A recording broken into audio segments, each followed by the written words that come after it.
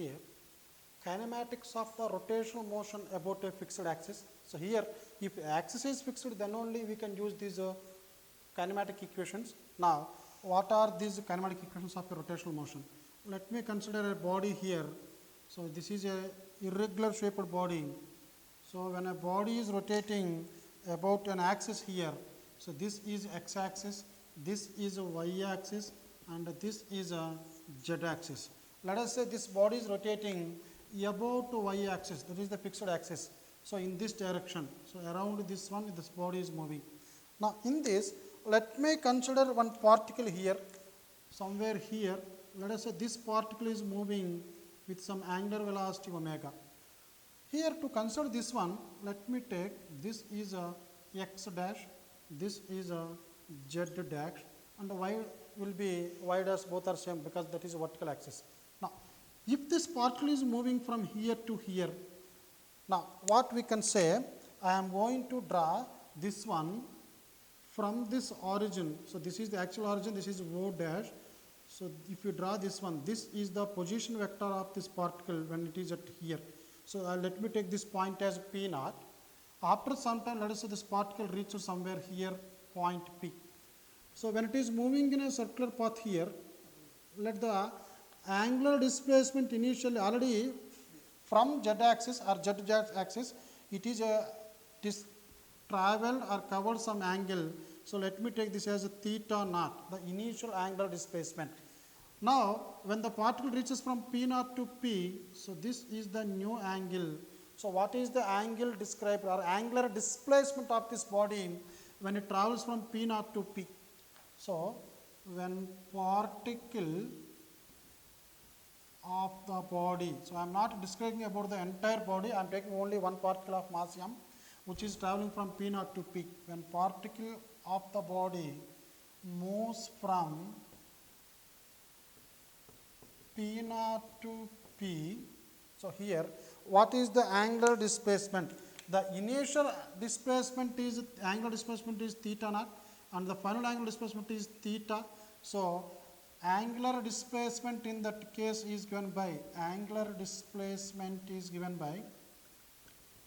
the final angular displacement minus initial angular displacement. Generally, we take it as delta theta in a small interval of time dt time. In this case, this delta theta is the angle described, angle between this position vector and this position vector. This is delta theta, this angle. Now, what is angular velocity? The rate of angular displacement. So, that is delta theta by delta t. If limit delta t tends to 0, we can write this as d theta by dt. Here, this angular velocity is similar to the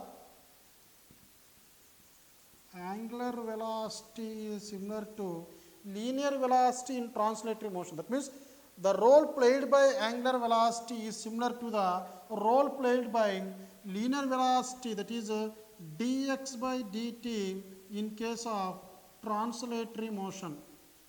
So, in translatory motion, the role of V will be played by omega in a rotational motion. So, this is a rotational motion.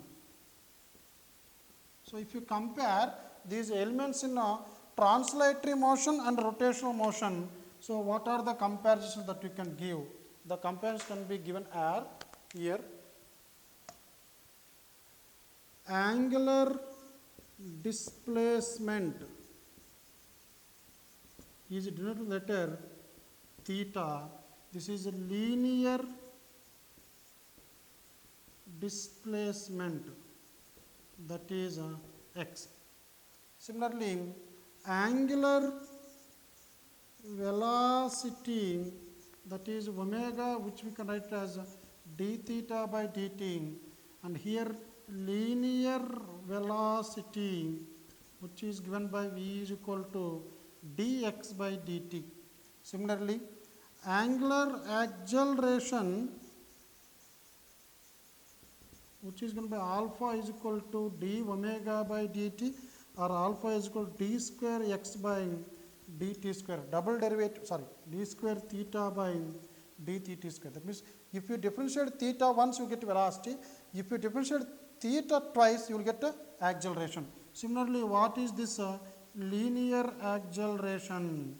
In linear acceleration, we can write a is equal to dv by dt, which is also equal to d square x by dt square.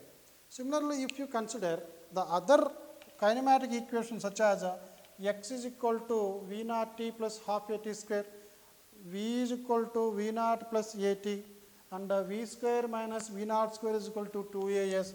If you want to compare those also, we can compare. Similar quantities can be seen in case of rotational motion also. So this is the rotational motion here. So here what I am going to write, this is the rotational motion and this is a translatory motion. In translatory motion, we know that the acceleration is given by dv by dt. So from this, if you cross multiply, dv is equal to a into dt.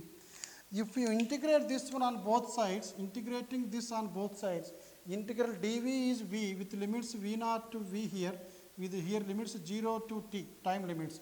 So we can write integral dv is v with limits v naught to v, which is equal to a is a constant, integral of dt is t with limits 0 to t. So this you can write v minus v naught is equal to at, or v is equal v naught plus at. So this is the first equation of motion. Similarly, in case of this rotational motion, we can write this is linear acceleration. The angular acceleration is given by d omega by dt. Now by cross multiplication, d omega is equal alpha into dt. Now from this, if you integrate this one on both sides with the time limits on right side and initial velocity omega naught, final velocity omega, and both are similar equations only. Now by differentiating this one, integrating this one, we will get omega with limits omega naught to omega is given by alpha into t with limits 0 to t. So we can write omega minus omega naught is equal to alpha into t minus 0, or omega is equal omega naught plus alpha t. Remember, this is the first equation of motion in a translatory motion only. This is the first equation of motion, kinematic equation of motion in a rotational motion. Similarly, we know that how to derive the second equation of motion. The second equation of motion can be derived by using the average velocity of the body. So the average velocity of the body is given by the total distance traveled by time. So v is equal to dx by dt. Dx is equal to v into dt. So dx is equal to what is v? We know that v is equal to v naught plus at. So I am going to write v naught plus at into t. Now if we integrate this one on both sides, the initial displacement, let me take x naught, final displacement is x, this is initial displacement, initial time t, final time t. Now integration of dx will be x with limits x naught and x.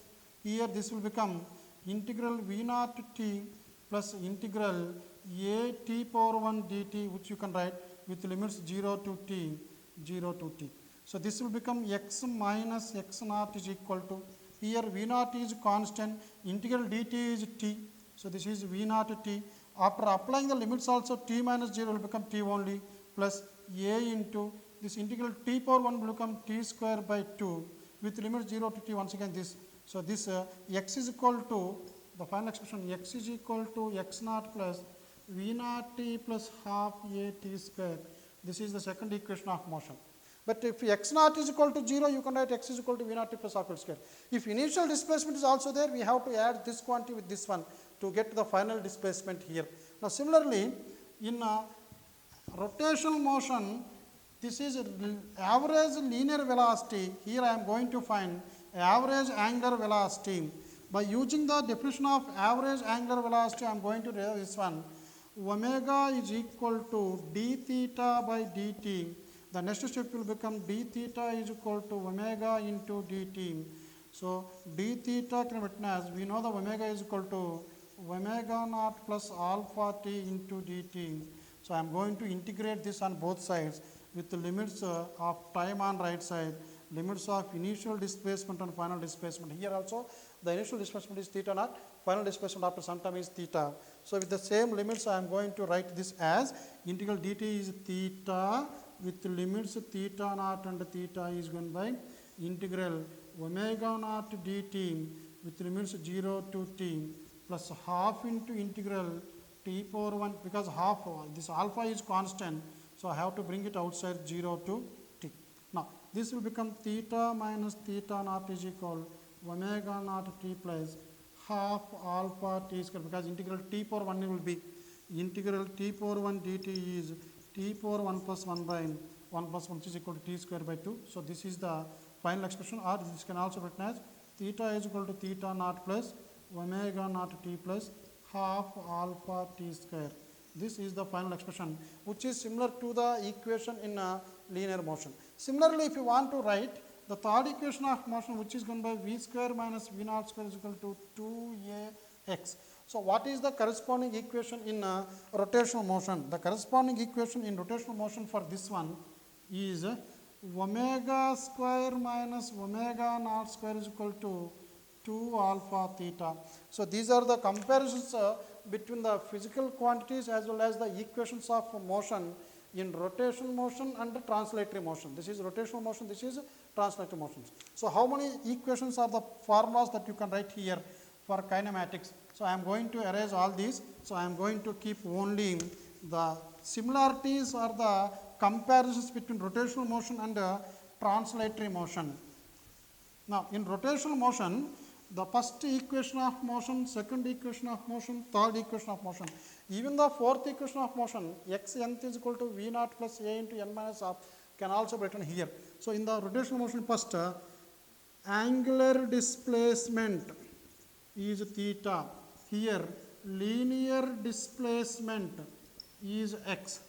Here angular velocity is omega, which is equal to d theta by dt. Here linear velocity is given by v is equal to dx by dt. Third one, angular acceleration is given by alpha is equal to d omega by dt. Here linear acceleration is given by a is equal to dv by dt. This can also be known as d square x by dt square, or this will be d square theta by dt square, second derivative of the angular velocity displacement. The fourth one, here v omega is equal to omega naught plus alpha t. Here theta is equal to theta naught plus omega naught t plus half alpha t square, and here omega square minus omega naught square is equal to 2 alpha theta, and even the seventh one, omega, this displacement in the nth second, theta nth is given by omega naught plus alpha into this n minus half. So what are the corresponding equations in translational motion? Already we studied in motion in straight line. So this will be v is equal to v naught plus at. This is x is equal to x naught plus v naught t plus half at square. Next one, v square minus v naught square is equal to 2ax. And the seventh one, x nth is equal v naught plus a into n minus half. So these are the comparisons or similarities between translatory motion and rotational motion. This is dynamics of the rotational motion about a fixed axis. In kinematics, we have not discussed about the force acting on the particle or the torque acting on the particle in rotational motion. Now, if we want to consider the force acting on a particle in a linear motion or torque experienced by a particle in rotational motion, then we call it as a dynamics of this rotational motion about a fixed point. Now, here I am going to use the concept of moment of inertia. So, what is the moment of inertia? Already we discussed about this one, which is I. So, this is moment of inertia. What is the analog of moment of inertia in a linear motion? So, this I plays the same role as that of the mass m in translatory motion.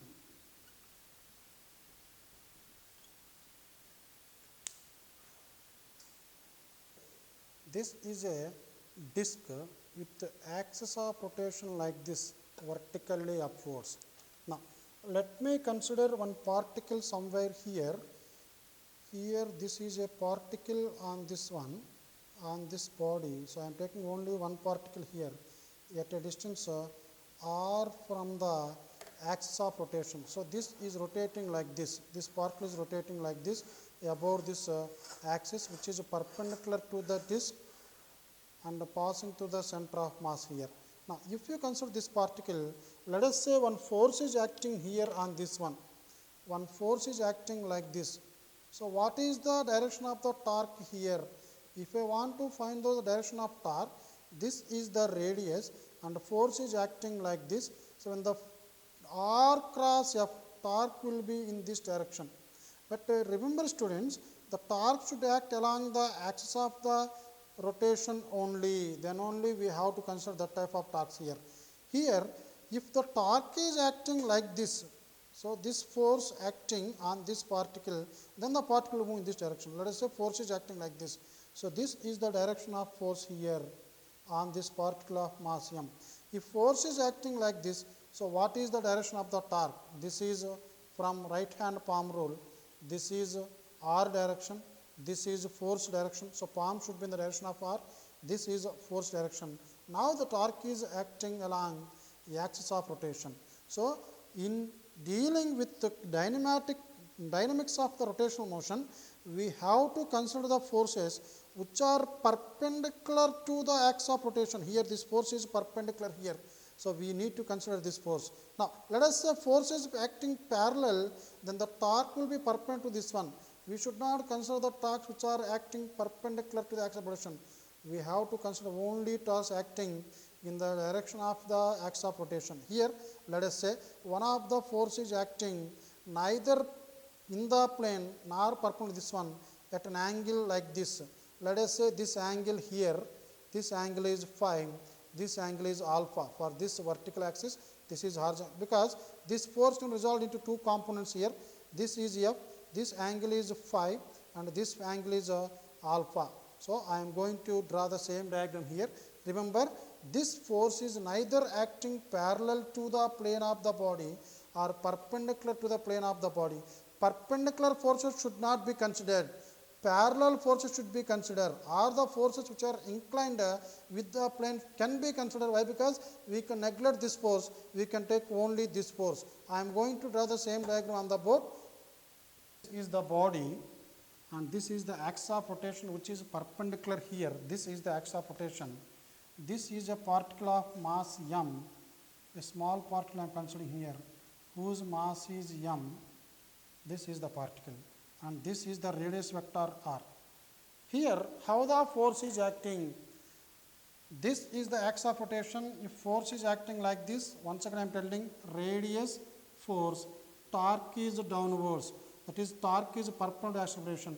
We have to consider only the forces. Here, remember this. Torque should be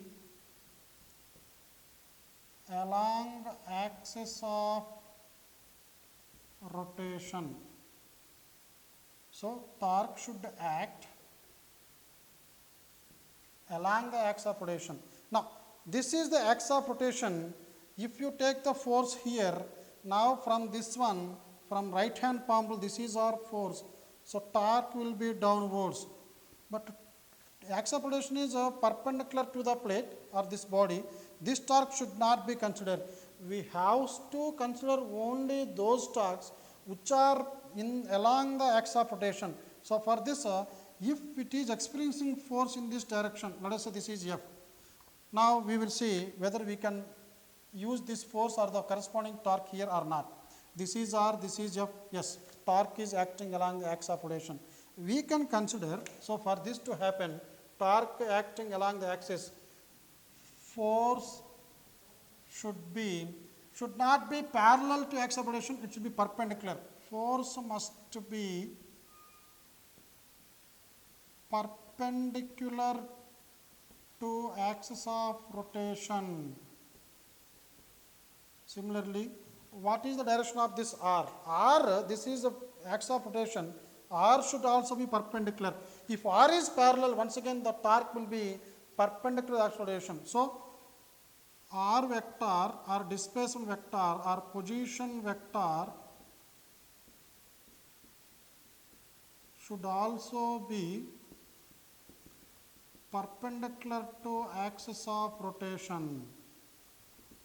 If R is parallel to axis of rotation, if force is parallel to axis of rotation, those forces as well as those position vectors should be neglected in this dynamics of the rotational motion. Now, in this case, if the particle moves from here to here, so in this direction, now here what I am going to do, if this force is not acting like this, if this force is making an angle theta here, so I am going to use the same concept. I am redrawing this diagram here.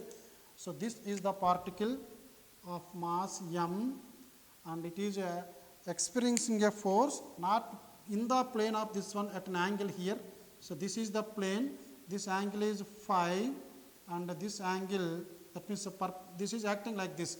I am drawing one more line here. So let me take this angle is alpha. So this force can be resolved into two components. So one is parallel to the plane, and one is perpendicular to the plane. So as the angle is phi, what is the force along this direction? F cos phi. What is the vector perpendicular to this one? F sin phi. Similarly, the angle between this and this component and this component is 90. So we can write to phi plus alpha is 90. Now, if you take this alpha, you can write, if it is f, this will become f cos alpha, and this will be f sin alpha. Now, let me find the torque work done by this one. The work done by force F on the particle is given by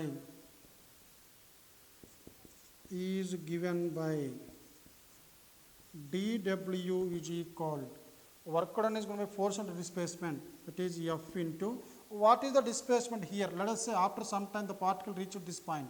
This is angular displacement delta theta, this is radius r. So what is this displacement? This is the arc length, which is given by r delta theta, but first let me take this dx. So F into dx, this is the equation that we are using to find work done in linear motion. So I am going to use the same concept, dW is equal, this F should be considered in the direction of the displacement. That is, if the particle is moving in this direction, what is the force component here? F cos alpha. So this force is F cos alpha into, what is the displacement here? So this will be, displacement will be dx, which is equal to r into d theta, or that small angle delta theta. Now, so dW can be written as, what is this F cos alpha? F cos alpha is also equal to, F cos phi is also equal to F sin alpha.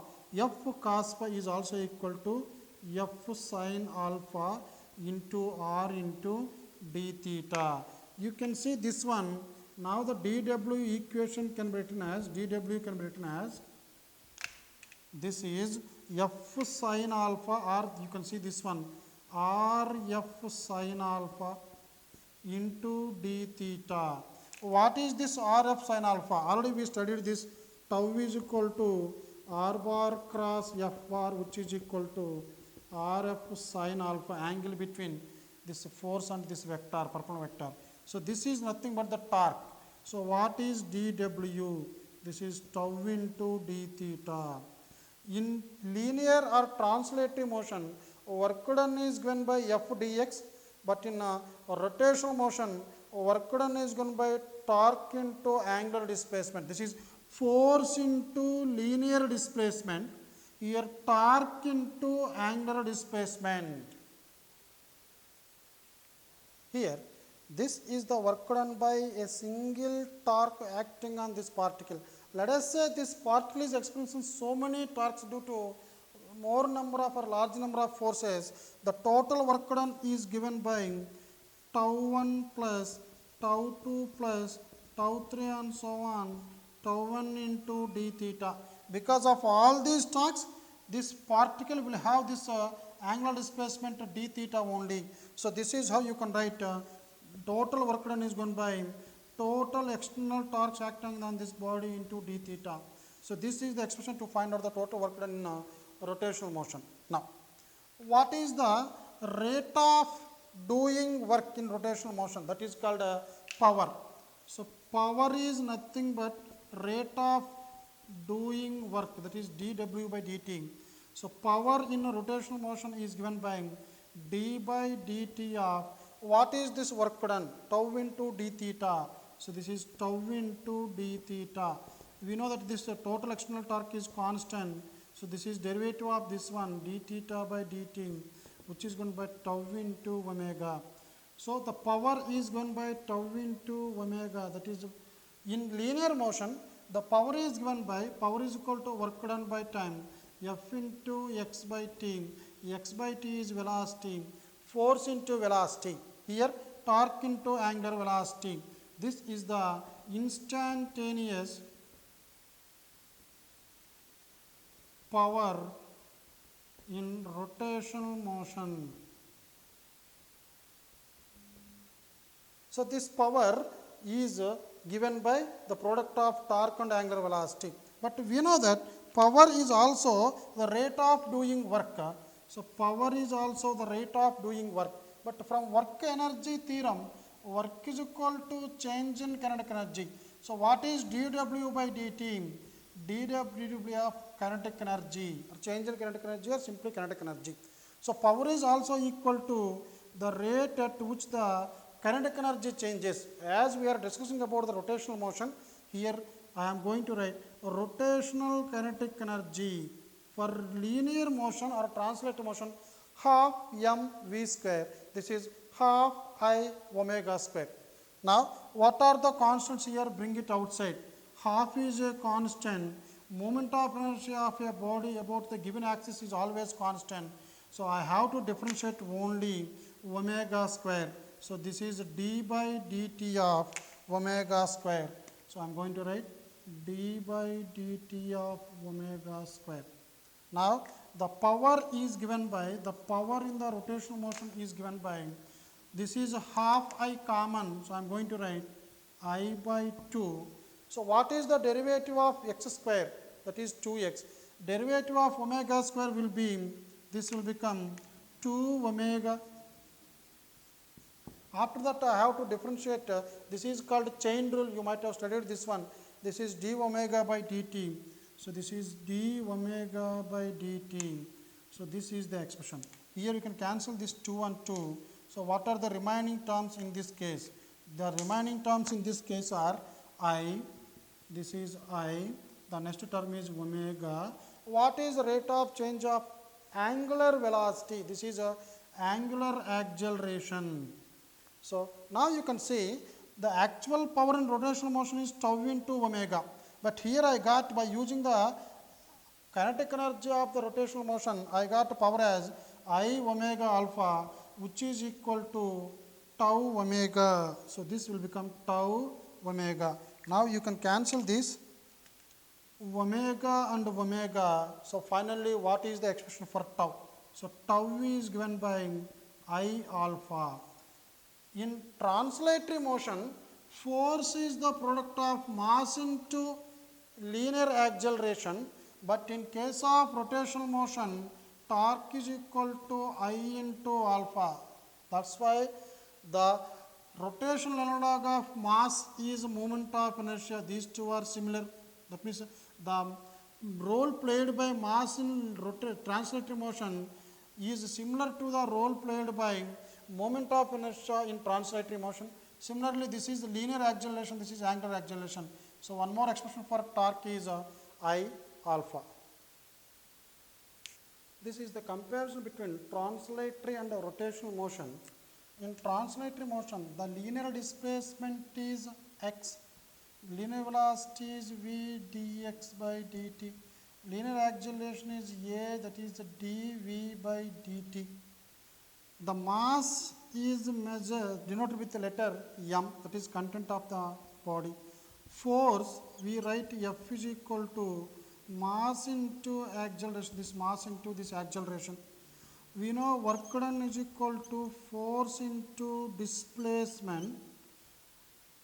Here the power is given by work done by time, that is force into displacement by time, or force into displacement by time is nothing but velocity, and finally linear momentum is given by mass into velocity. So these are the quantities that we are using in translatory motion. Now what are the analogues in rotational motion? Now if you take the first one, this is angular displacement, which we are denoting this as theta, and corresponding to this linear velocity we have angular velocity, which is given by omega. This is the d theta by dt, the rate of change of angular displacement. Third one, the angular acceleration is given by, denoted with alpha and given by the rate of change of angular velocity. The fourth one, the mass m will play some role in translatory motion. The similar role will be played by moment of inertia in rotational motion. So the moment of inertia is the analog of the mass in translatory motion. So moment of inertia generally denoted with I, but for a particle this is mr square, but for other bodies this will change. That's why I am not writing any formula here. Now similar to this work done, W is equal to this fifth one, the fifth one, here we call it as force. Due to the application of force only, body moves along a straight line or attains this translatory motion. Similar to this, the corresponding physical quantity is torque, which is given by, this is mass into acceleration. Mass means moment of inertia here, acceleration means angular acceleration. But you can see this torque is equal to I alpha, just now I derived this one, but you can derive this one by using this also. Here mass is equal to m, acceleration A is equal to r alpha.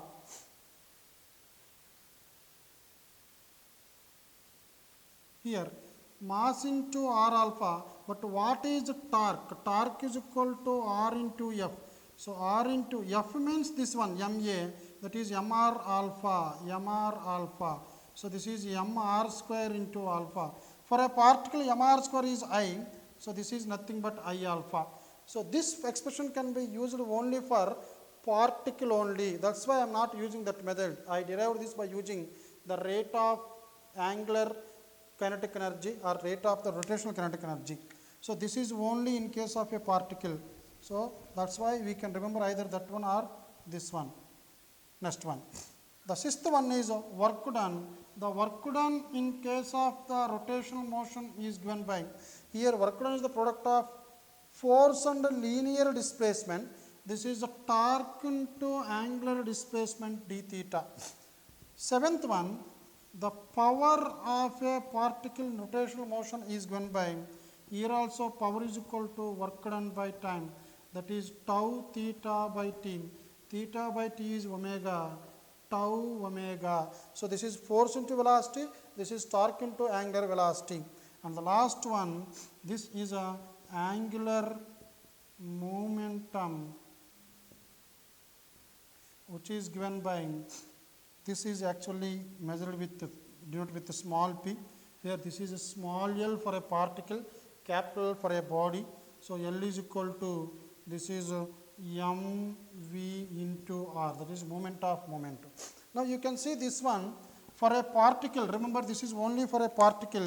So for a particle,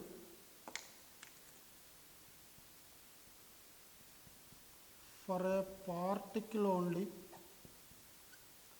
this can be written as m into velocity of the particle, v can be written as r omega into r. So this is m into r into r. m r square into omega. So L is given by, this is moment of inertia I omega. You see the relation here. This is mass into linear velocity. This is a moment of inertia into angular velocity.